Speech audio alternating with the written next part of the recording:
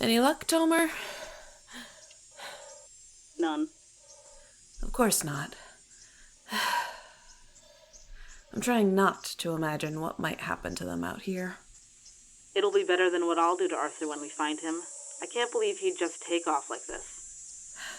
I mean, it seems like neither of us knew him as well as we thought we did. Don't rub it in. Sorry. Just take your leak and get back to the ship, please. I don't like how bad your breathing's gotten here. Yeah. My respirator's filter is gonna need to be replaced soon. I'll get back to you when I... Oh. Hey, what? Arthur? Arthur! No. Let go. Ray, what's he doing? Ha! Thanks, Ray. Love ya. Mean it. Ray, update. Now. Sorry. Ray's not here.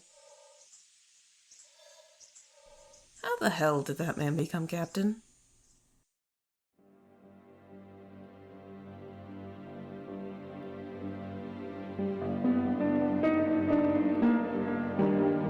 Crash of the Mellifera by Morgan Lane. Episode 11, Day 28. Memories.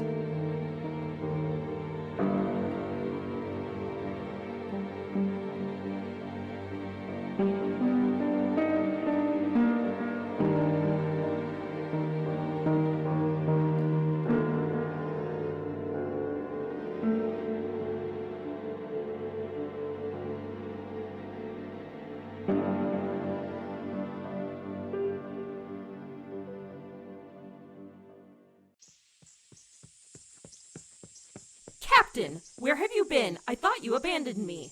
Hey, V, I'm sorry. I just had to...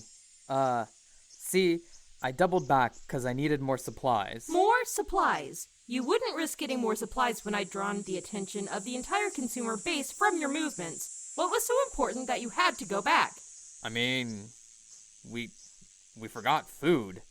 It's not your fault, you don't need it, but... We already have food. Do you think I would be stupid enough to set out with a human without packing food? But it's not in my pack. Because I'm carrying it. You collected it yesterday. Listen.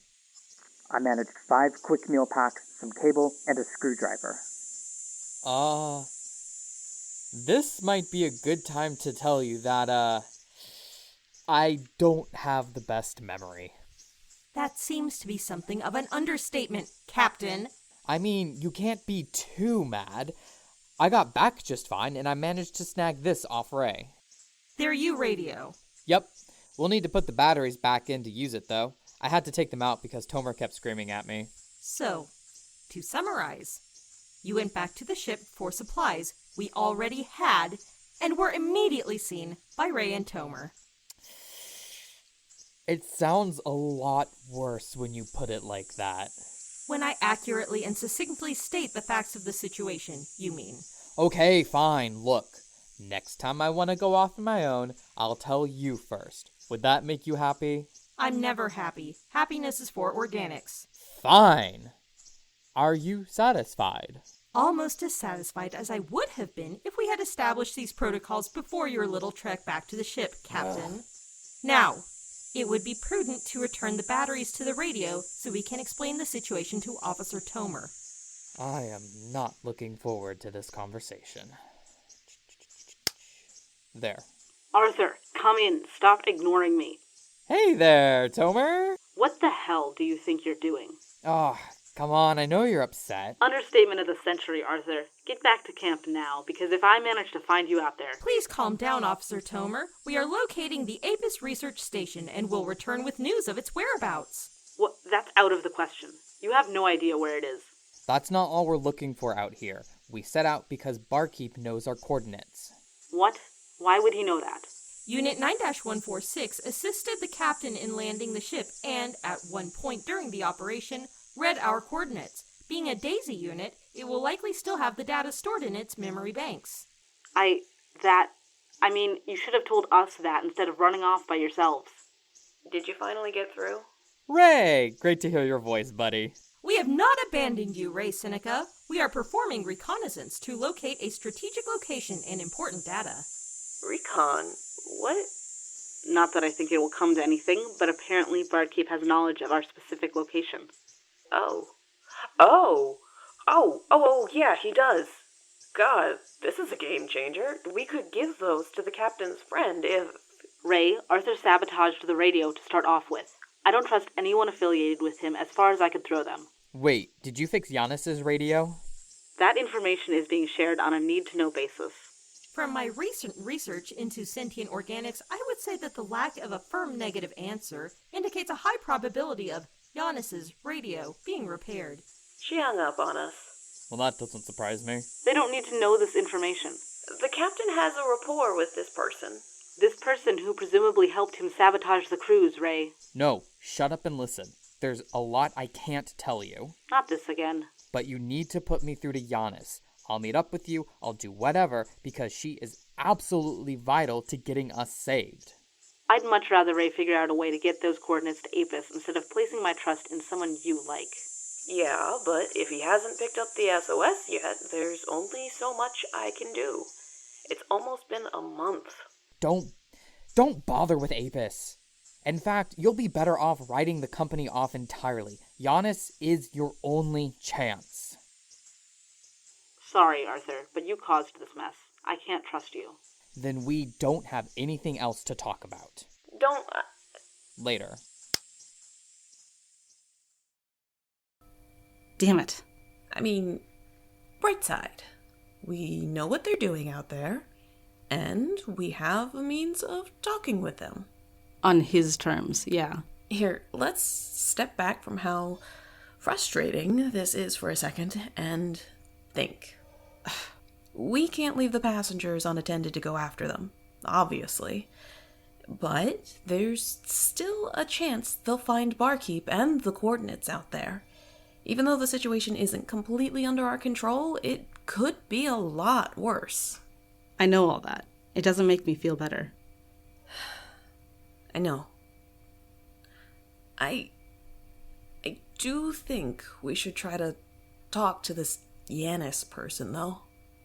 Am I the only sane member of the crew left? She and Arthur wanted this to happen. It doesn't matter. We are stranded.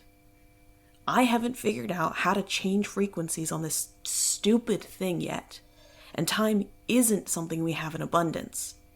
Maybe she'll rob us blind, whatever, but if there's a chance that she'll get us out of here before we run out of supplies, we should take it. I still don't like it. I'd think something was wrong if you did. I'm going to call her now, okay? Fine. Hello? One trusts you have contemplated the need for proper manners since our last conversation. Yes. Is the other present? Unwillingly, but yes. Now, it is curious that you are in possession of the communicator I gave to Arthur. One wonders how this came to be. He sabotaged us. He's not in charge anymore unless you can both provide a pretty good excuse for his actions. Despite your efforts, you will find that neither of us can. That's Let us remain civil with one another, yes? just saying that I find that hard to believe. Look, Yannis, wait, how do you want to be addressed? Most would do well to call me by the title of centerpiece. But, given the situation, I will allow you to call me Yannis. Oh, well, so the elephant in the room is that we really need off this planet. What is this elephant? You don't, it's just an idiom. I mean, it's the thing we really need to discuss, but we haven't addressed yet. You have means to transport us off the planet. We have Arthur. We can do a trade. Ah, that implies that he is your hostage now. No, of course not. He's just also trapped here with us. We wouldn't... It kind of comes to the same thing. If you want him back, you'll have to save us too. It would be unwise for one to accept without speaking with the, not a hostage first. Give Arthur the communicator again and let us speak. Oh. We need to think about it first. You need to think about it first? Yes, we do. Contact me again in 24 of your hours if this is the case, and ensure that Arthur is there, lest you invoke my displeasure. Understood.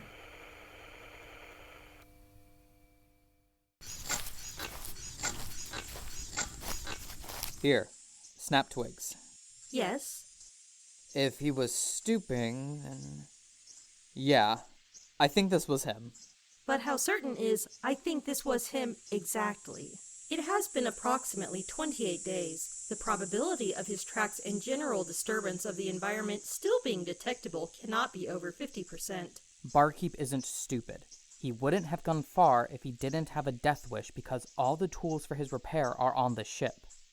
I've got a good feeling that he's been around here making tracks ever since he left. That does not answer my initial question. How certain are you that... For the last time, I can't give you a percentage on this stuff. I apologize if you find my request for accurate readings troublesome. It's just difficult to adjust to such a primitive methodology as relying on a human's visual perception of their surroundings. Primitive methodology. What, you think you can do better? Not currently, but if we had the proper equipment. Well, for starters... Here we go again. For starters, if we had access to the most recent model of the Detective in a Box trademarked, we would have a handheld database of 198,239 different combinations of foot sizes, weights, and shoe sole models to compare these tracks against. Imagine, no more doubts, just cold, hard comparisons with reasonable standard deviations baked into the readings. Pass. Ha ha ha! It is easy to pass up on an opportunity when you haven't even given it a trial run, Captain Winnipeg, but even you would be hard-pressed to deny the distinct advantages offered by the Deluxe Edition Detective in a Box trademarked, which comes with a PMS trademarked. A what? Catchy little acronym, isn't it? Yes, sirree. PMS stands for Pocket Mass Spectrometer, trademarked. Put your material samples to work for you by reading out their chemical components on an easy-to-read graph based on mass, as the name so clearly suggests. B. But worker B, you ask in confusion. How would knowing the chemical components of material samples help me in my day-to-day life? The answer, dear consumer, is that matching samples to origins will help you problem solve with clarity and certainty in a shifting, messy, horrible world where you're expected to just know what things are without the proper equipment. B! Sorry, what? I found a set of tracks. Oh. I suppose you feel, deep in your fleshy organic heart, that they match Barkeep's shoes? No, they're not those kinds of tracks. What do you mean? I mean, the last time I checked, Barkeep was human-shaped and only had 2 legs. Oh. Also, these are big. Like, really big. Oh dear. This could be one of the Lamarck. Lamarck is the planet. What are you talking about? Well, yes, but it's also what we called them, I think. I don't know when that happened. Is this more of those weird memories you talked about after the crash? I think so. Yes, we would see them approach the station over the security feed during the night, over 4 meters long and glinting in the floodlights. Huh. What did these Lamarck things look like? Oh, diplopodian and somewhat cylindrical, with anywhere from 8 to 13 pairs of ventral legs and an anterior pair of digging appendages. So let's start with diplopodian. What about it? I don't know what that word means. Or ventral. They look like very, very big millipedes, but faster and with some nasty claws they use to dig burrows. And before you ask, no, being like faster millipedes does not make them like centipedes. Centipedes are almost universally flattened, with their legs splayed to the sides, while these... I think I get the picture. Thanks. You're welcome. Error. Unsupported format. Damn it! What's up? I can't share any of the data from these files directly. I tried to show Chief Engineer Seneca the research station when they thought I was dreaming, and my systems returned the same error. So, like, on your screen, you mean? Yes. Normally, this body is able to share text, visual, and audio files with the organics around me. I thought it was a very useful feature, as I designed this with customer relations as the primary intended function. Damn, B, you made your own body? Well, yes. It was a side project when I was stationed at the Kepler 8332 headquarters, based on the guiding tenets of Apis designs and the data I mined from customer computers. The construction itself was trivial. I was running a manufacturing facility filled with useful materials and machinery after all. I mean, to me, that's still impressive. You organics never cease to be impressed by what you designed us to do. Approximately 34% of our customer feedback regarding daisies continues to be first-time customers dazzled by how faultless and precise the memory capabilities of their new units are. A basic computer function made fresh and awe-inspiring because it is present in a humanoid shell. It's obvious why, though, right? I couldn't do any of that stuff. I mean, you literally just saw how crappy my memory was. But that's simply why we were constructed. We support you in areas requiring accuracy, precision, and the control of large amounts of data. Granted, designing a body wasn't a function programmed into me by Dr. Huxley, but given what I suspected of my own capabilities... For a robot, that's pretty creative. It is not. It is too. It is not! That's not an insult, B. Relax. I'm not creative. I wasn't designed to be creative. This was simply the result of compiling pre-existing ideas in a way that was both functionally and aesthetically compatible with Apis Industries. I'm not trying to be more than a machine. I'm not. Okay. Could you lower your voice, though? You're gonna... Get down.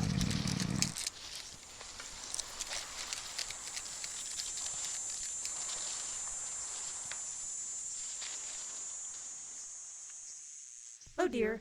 Oh my. I apologize for raising my voice. That was inexcusable. You're good, B. I'm just kind of surprised about how strongly you felt about that. Felt is the wrong word, but I understand your meaning. I just don't want anyone to think I'm trying to supplant humanity. AIs are often viewed negatively in fictional works, and a good many laymen seem to think I have nefarious plans under my immaculate customer service demeanor. Like being creative.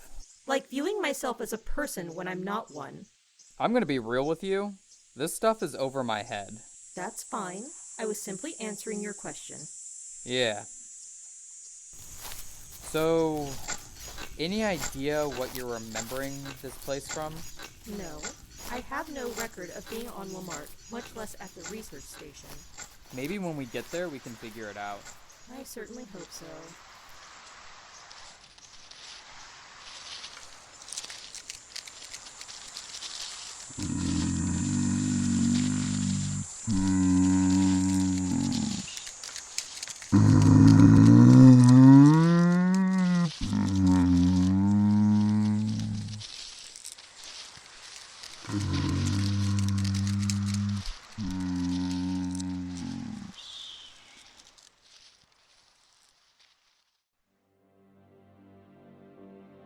Crash of the Mellifera is a podcast written and edited by Morgan Lane. This episode featured Morgan Lane as the voice of Worker B, Lucas Martin as the voice of Captain Winnipeg and his contact, Amanda Jew as Ray, and Alexandria Young as Security Officer Tomer. Our theme was written by Sam Kitch. Credits for other music and sound assets can be found in the episode description.